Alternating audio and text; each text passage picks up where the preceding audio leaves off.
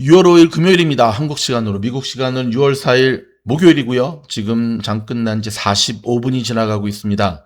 자, 오늘 미국 증시 지수별로 희비가 엇갈린 하루였습니다. 다우는 플러스 1.73, 나스닥 마이너스 0.09, S&P 500 플러스 0.41, 러셀 2000 플러스 1.51로 마무리가 되었는데요. 이것도 많이 올랐기 때문에 그렇고요. 장 초반에 보면 오늘 쉽지 않았습니다. 특별히 나스닥은 정말 힘겹게 자, 어제부터 끝날 때쯤에 항상 매도 물량이 출현하는 것도 최근에 나타나는 특징 중에 하나죠. 어찌됐든 다우존스는 사상 최고가를 경신하며 마무리했습니다. S&P 500은 소폭 상승에 그쳤으며 나스닥은 오히려 소폭 하락으로 마감이 되었죠. 이유는 섹터 로테이션입니다. AI와 반도체에서 자금이 빠져나와 헬스케어, 금융, 산업재 같은 가치주와 경기 방어주로 이동하고 있습니다. 다시 한번 자, 섹터 로테이션이 일어나고 있는데요. AI와 반도체에서 자금이 빠져나와서 익절한 거죠. 그 다음에 헬스케어와 금융, 산업재 같은 경기 방어주로 경기 순환이 자금 순환이 이어지고 있습니다. 수급이 이동하고 있다는 겁니다. 자, 이 흐름의 방아쇠를 당긴 건 브로드컴 어제 어닝 발표 폭락했죠. 실적 자체는 나쁘지 않았습니다. 하지만 AI 칩 매출 가이던스가 시장의 높은 기대치에 턱없이 못 미쳤습니다. 마이크론, AMD, 퀄컴까지 함께 동반 하락으로 이끌었습니다. 지금 보이시죠? 여기 보면 브로드컴이 폭망하니까 AMD, 마이크론, 퀄컴까지 같이 쫙 머리 끄댕이 잡고 확 끄집어 내렸습니다. 반면 헬스케어 대장주, 야 여러분 유나이티드 헬스 그토록 우리를 힘들게 했던 유나이티드 헬스가 굉장히 좋은 모습으로 이러다간 여러분 갭을 다 메꾸고 있습니다. 지금 보이시죠? 여기서부터 폭락이 시작된 거를 절반까지 왔습니다. 좋은 주식은 버티면 올라간다니까요. 하지만 거북이죠. 오늘 유나이티드 헬스 플러스 5.16%, 애프터에서도 0.13% 오르면서 396, 400불 고지를 향해서 돌진 앞으로 하고 있습니다. 유나이티드 헬스 하면은 진짜 말 안 듣고 유나이티드 헬스 사고 물 탔다가 주식시장을 떠난 회원들 많이 있거든요. 그 생각이 많이 나는데 꼭 안 팔았기를 바랍니다. 버텼었기를 바라고 회복될 수 있기를 바랍니다. 애널들의 상향을 계기로 강하게 반등하고 있습니다. 골드만삭스, JP모건, 아메리칸 익스프레스, 비자 같은 대형 금융주도 가치주 선호 흐름을 타고 일제히 올랐습니다. 자, 러셀 2000도 대형주 지수를 아웃퍼폼했습니다. 신규 IPO 전선도 뜨거웠습니다. 양자 컴퓨팅 기업, 퀀텀의 에너지 정비사, INNIO, 그리고 은광채굴사, 선샤인 실버 마이닝이 모두 두 자릿수 상승으로 데뷔했습니다. 다만 오스카 헬스, FOSX, EDHL 같은 일명 저가형 급등 테마주죠. 지수의 흐름과는 무관하게 별개의 움직임의 모습을 보여주고 있습니다. 섣불리 매수 타점 준비가 안 된 사람들 급등주 올라탔다가는 폭망하기 딱 좋은 시장입니다. 매크로 쪽에서는 유가 하락과 실업상 청구 건수가 혼재된 경기 신호를 보내고 있고요. 장 후반과 시간의 거래는 비교적 조용한 모습을 보이고 있습니다. 자, 이제 내일 고용보고서 발표되잖아요. 5월. 오늘의 섹터 로테이션이 고용 데이터 이후에도 지속될지 아니면 다시금 AI와 빅테크로 자금이 돌아올지가 좀 단기적 방향성을 우리가 지켜보고 있는 핵심이기도 합니다. 스페이스X 소식입니다. 자, 골드만삭스가 스페이스X AI가 매출이 5년간 100배 뛴다라고 발표했습니다. 좀 들여다볼까요? 자, 일론 머스크의 스페이스X가 추진 중인 IPO의 핵심 투자 논리가 인공지능 사업에 달려 있는 것으로 나타났습니다. IPO 주관사인 골드만삭스는 지금 주관사입니다, 여러분. 스페이스X의 AI 사업 매출이 앞으로 5년간 100배 이상 급증할 것으로 전망했습니다. 다만 현재 AI 모델 그록의 경쟁력이 오픈 AI와 구글, 엔트로픽에 뒤처진다는 평가가 나오는 만큼 지나치게 낙관적인 가정이라는 지적도 제기됐습니다. 일단 제가 이 기사 읽어드리고 여기에 대한 거 좀 해석을 해드리도록 하겠습니다. 자, 오늘 파이낸셜 타임스에 따르면 골드만삭스는 스페이스X의 AI 사업 매출이 올해는 32억 달러에서 2030년에는 3,220억 달러로 100배 증가할 것으로 전망했습니다. 있습니다. 골드만삭스는 이 같은 전망을 바탕으로 스페이스X가 IPO를 통해 1조 7,800억 달러의 기업 가치를 인정받을 수 있다고 판단하고 있는데요. 스페이스X는 이번 상장을 통해 최대 860억 달러를 조달할 것으로 예상이 됩니다. 전체 매출도 지난해 187억 달러에서 2030년 4,740억 달러로 급증할 것으로 전망했습니다. 특히 AI 사업은 향후 스페이스X 성장의 핵심 동력으로 평가받고 있는데요. IPO 투자 설명서에 따르면 AI 사업부의 잠재 시장 규모는 26조 5천억 달러로 추산이 되는데 이는 스타링크 위성 인터넷과 우주 사업 부분에 약 2조 달러를 크게 웃도는 규모입니다. 자, 골드만삭스는 AI 사업 매출이 2026년에 156억 달러, 2027년에는 345억 달러로 증가할 것으로 내다봤는데 2030년 스타링크 매출을 1,440억 달러로 예상했습니다. 자, 이는 같은 해 AI 사업 매출 전망치의 절반에도 못 미치는 수준인데요. 로켓 발사 사업 매출 역시 지난해 41억 달러에서 2030년 83억 달러로 증가할 것으로 전망했지만 AI 사업과 비교하면 비중은 크지 않습니다. 문제는 이러한 성장 전망이 현실화되기 위해서는 스페이스X의 AI 모델 그록이 현재 시장 선두권 업체들을 추월해야 한다는 가정이 달려 있거든요. 자, 파이낸셜 타임스는 골드만삭스의 전망이 실현되려면 그록이 코딩이라든지 사이버 보안이라든지 AI 에이전트, 챗봇 등 핵심 분야에서 오픈 AI와 구글, 앤스로픽을 넘어서야 한다고 지적을 했습니다. 자, 이거 좀 해석을 해드릴까요? 일단 골드만삭스가 이런 리포트를 냈다는데 우리가 필터링을 할 필요가 있습니다. 골드만삭스는 좀 더 말씀드렸지만 스페이스X의 IPO 주관사입니다. 그러니까 자기들이 주관사니까 당연히 펌핑을 해야겠죠. 펌핑. 전제 조건이 뭐죠? 그록의 경쟁력이 현재 나와 있는 오픈 AI, 뭐 구글의 제미나이, 그 다음에 앤스로픽의 그록, 앤스로픽의 클로드를 능가해야 된다는 건데 제가 지금 모든 시중에 나와 있는 AI를 다 써보고 있는데 내린 결론은 그록이 제일 떨어집니다. 심지어 테슬라 FS에 장착된 그록마저도 농담 따먹기만 할 줄 알았지 왜 이렇게 똘박이냐. 정말 많이 떨어집니다.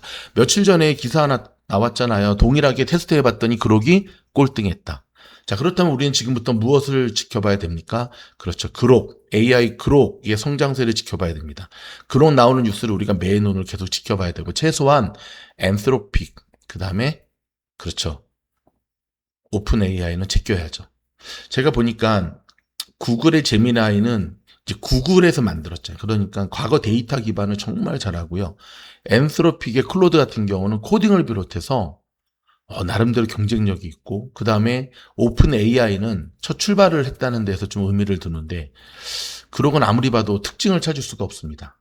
자, 결과로 승부해야 됩니다. 그록 화이팅.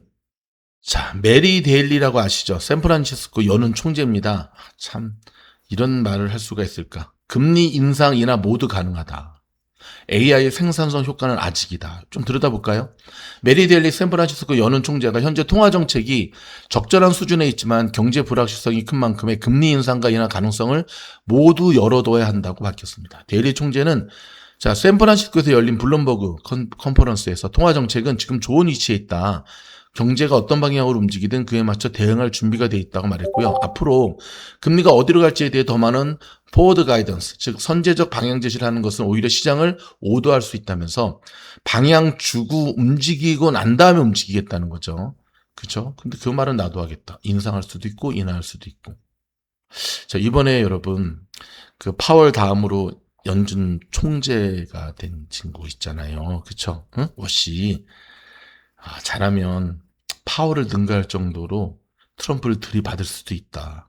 트럼프는 무조건 금리 인하하라고 지금 이제 꽂아둔 거잖아요. 그런데 들리는 말에 의하면은요, 금리 인상도 할 수 있다. 그 트럼프를 들이받을 수도 있다. 이런 이야기를 했답니다. 좀 지켜봐야겠죠. 애플 소식 좀 전해드릴까요? 매출 상위 앱 100개 중에 40개가 AI를 탑재해서 거래액 성장률 4배를 가리켰답니다. 와, 좀 들어보겠습니다.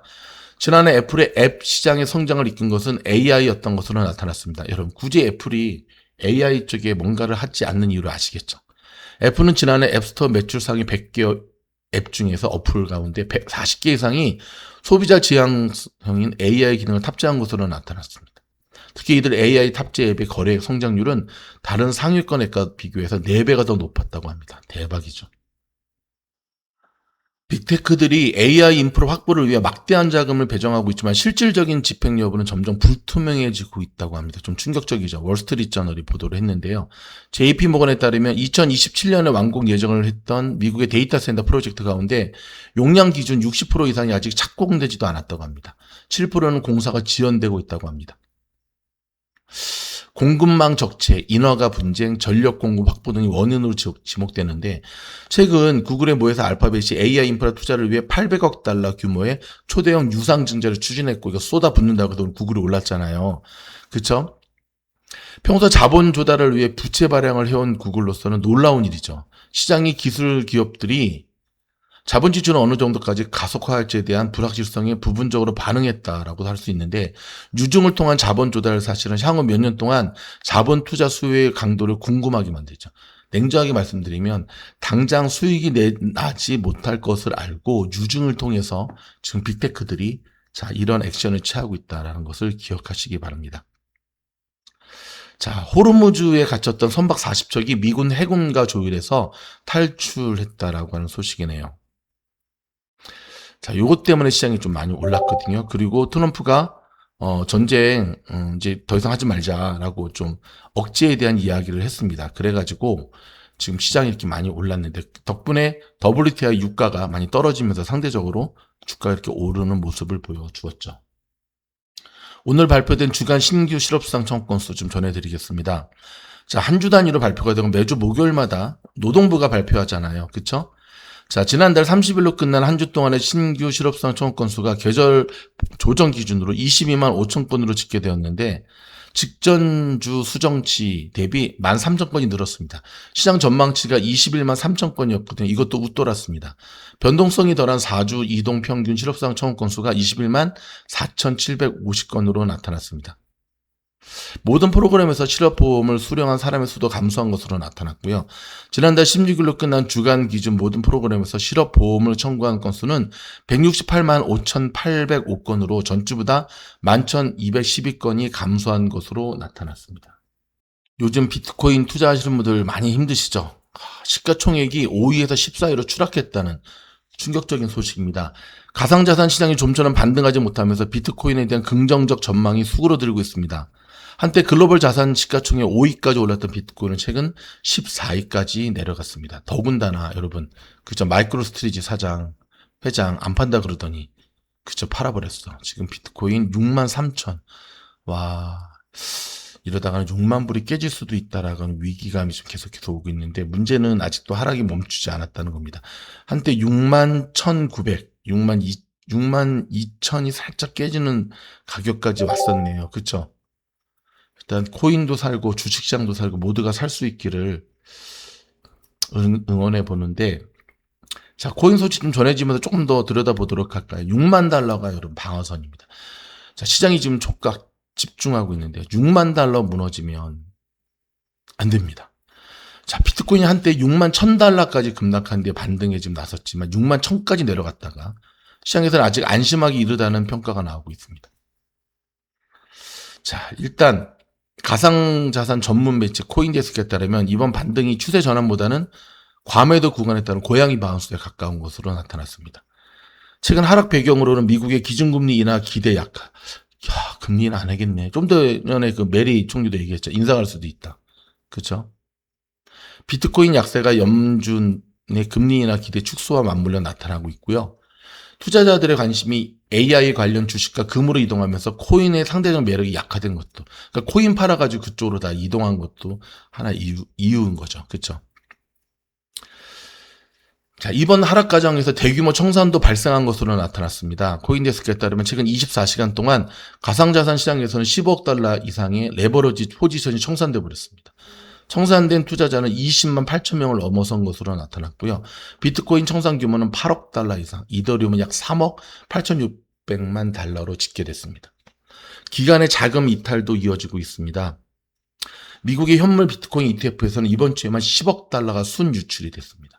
미국의 현물 비트코인 ETF 시장은 최근 역대 최장 수준의 자금 유출 흐름을 이어가고 있습니다. 다만 시장에서는 6만 달러 선 부근을 중요한 지지 구간으로 보고 있거든요.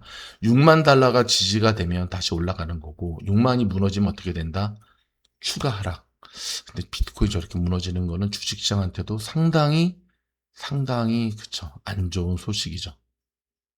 로컬 소식 좀 전해드리고 끝으로 테슬라 소식 전해드리겠습니다. 아마존 프라임과 구글 어시스턴트, 텐더 주요 기업들의 집단 소송 항의에 나서면서 소비자들이 수십 달러에서 수백 달러까지 환급 받을 수 있는 기회가 열렸습니다. 와, 좀 들여다보겠습니다. 넥스타 미디어에 따르면 현재 신청이 가능한 주요 집단 소송 합의건이 10건인데요.